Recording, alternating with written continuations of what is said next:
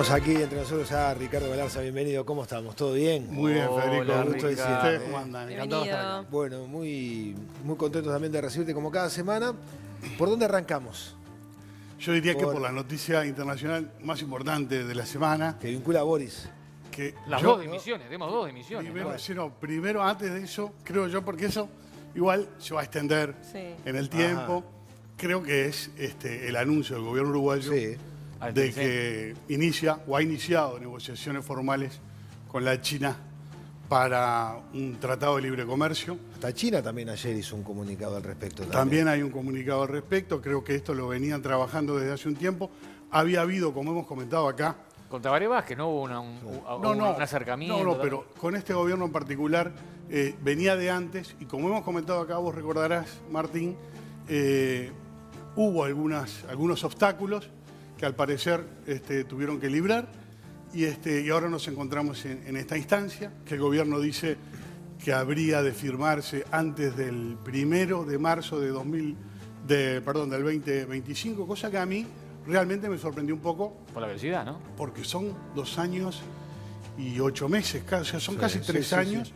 Y estos acuerdos por lo general llevan menos de la mitad de ese tiempo, ¿no? Por lo general 1 año.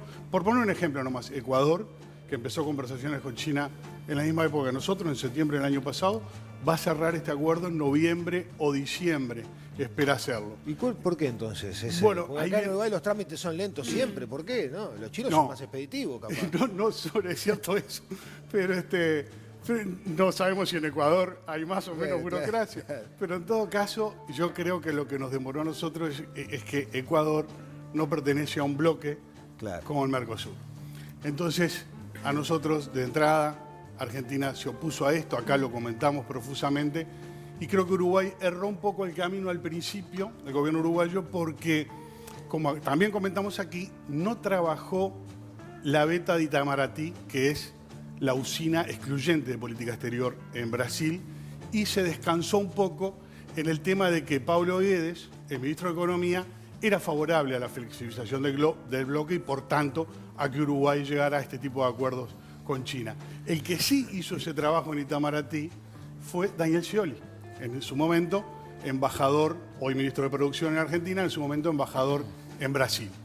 Y allí arreglaron, de alguna manera, oponerse los dos, Brasil y Argentina. Entonces, ¿y ahora qué va a pasar? Era imposible. Pero claro, Ricardo, ahora tenemos las elecciones en Brasil, que viene este muchacho. Pero antes de eso, hay algo interesante.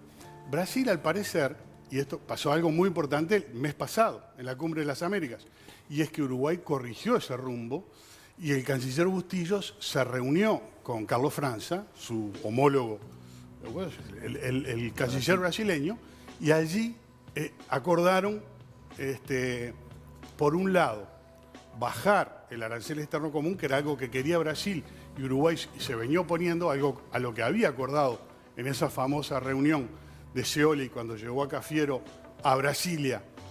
Argentina lo apoyaba en eso y Uruguay no. Entonces Uruguay se avino a eso y al mismo tiempo Brasil, en el mismo documento, se aviene a la flexibilidad del bloque, o sea, a que Uruguay pueda llevar a cabo esto. O sea que es de esperar que Brasil ya no se oponga. La cumbre del Mercosur es la semana que viene. Este anuncio no sabemos si es bueno el timing o malo. Claro. Eso lo vamos a ver el jueves. ¿Cuánto altera, Eva, el orden del día? El jueves que viene, ¿no? El jueves que viene. Ahora, Bolsonaro no va a estar ahí, no sé si dijo yo. No quiere verlo Alberto. No quiere ver a Alberto. Hablando de Alberto, es muy importante en esa reunión, porque bueno, por lo que sabemos hasta ahora, el presidente uruguayo y Alberto Fernández sí van a estar ahí. Esperemos que todo se maneje dentro de los cánones diplomáticos. Esto no es el segundo round de lo que pasó en marzo. Otra vez, el hermano menor en el Mercosur, ¿no? El enano protestón. Entonces, digo, uno pregunta, ¿qué consecuencias puede llegar a tener para Uruguay esto? Si en definitiva tampoco genera mucho beneficio el Mercosur, ¿o sí? En los hechos, en lo que es mucho más en la teoría que en la práctica.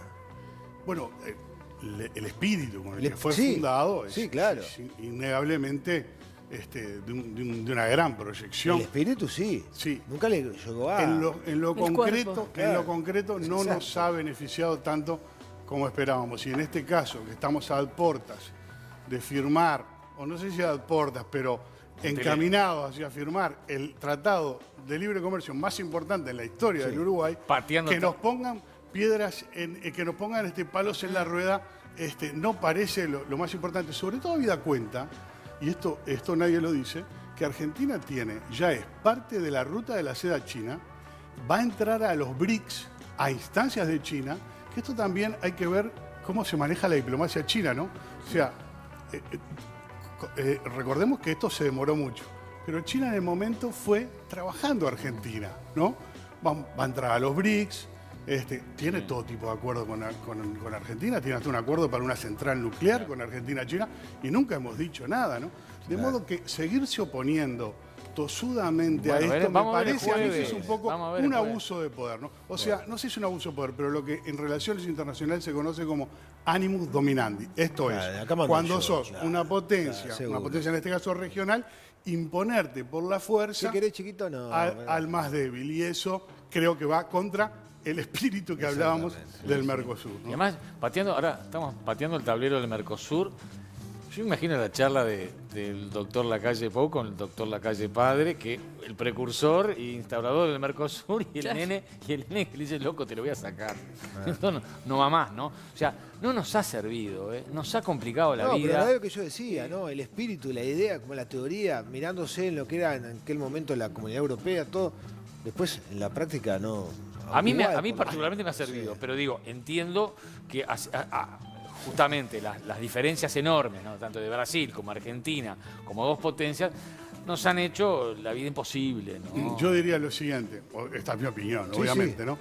Hasta el momento no nos ha servido mucho, pero como vos decís, a mí particularmente me ha servido, por tu empresa, por lo que sea, a mí también me ha servido desde el punto de vista de mi unipersonal, y como a vos y a mí, otros tantos uruguayos, sí les ha servido el Mercosur.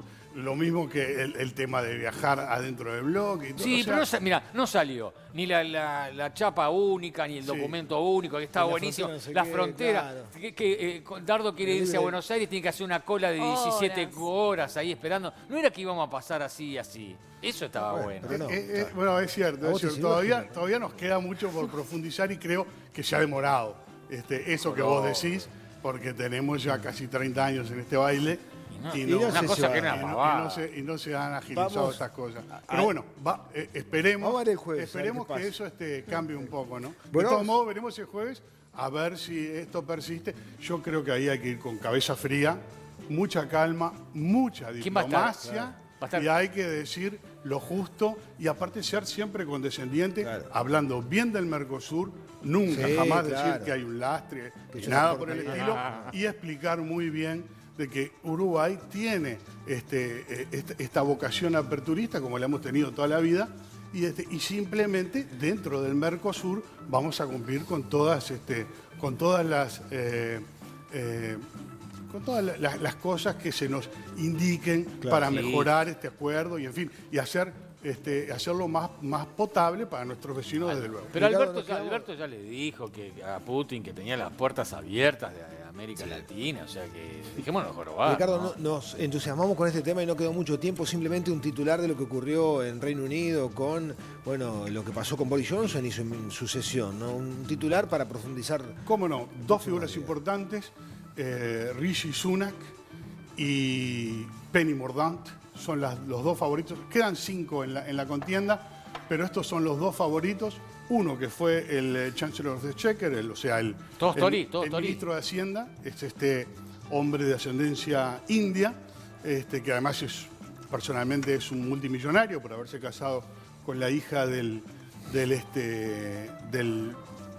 magnate hindú Narayat Murthy, que es un millonario de las telecomunicaciones en la India. Este hombre es un hombre de una gran riqueza personal y, bueno, sí, un tipo muy inteligente, ¿no? Estudiado en Oxford, estudiado en Stanford y lo que se puede esperar de él es un manejo muy, muy ortodoxo de la economía y como se ha mantenido hasta ahora el Reino Unido, no creo que cambie mucho. En cambio, ella fue ministra de Defensa, es reservista de la Marina. ¿Es milico? Ella sí, tiene formación militar y por ese lado tiene un gran atractivo dentro del sector más conservador de los Tories, y además encabeza las encuestas entre los miembros, porque estos votos, no olvidar, son entre los diputados. Seguro. Después se abre a la interna cuando queden estos dos. Y ahí vamos a ver cómo le va a Rishi Sunak, que no es del favor de la mayoría de los miembros del partido, ¿no? Así que vamos a ver, entre estos dos va a estar la contienda, y habremos de saber quién es el próximo presidente, primer ministro del Reino Unido el 5 de septiembre. Muchísimas gracias, Gracias, Ricardo. Ricardo. Un poco corto, como Gracias, nos siempre. vemos. Enriquecedor escucharte.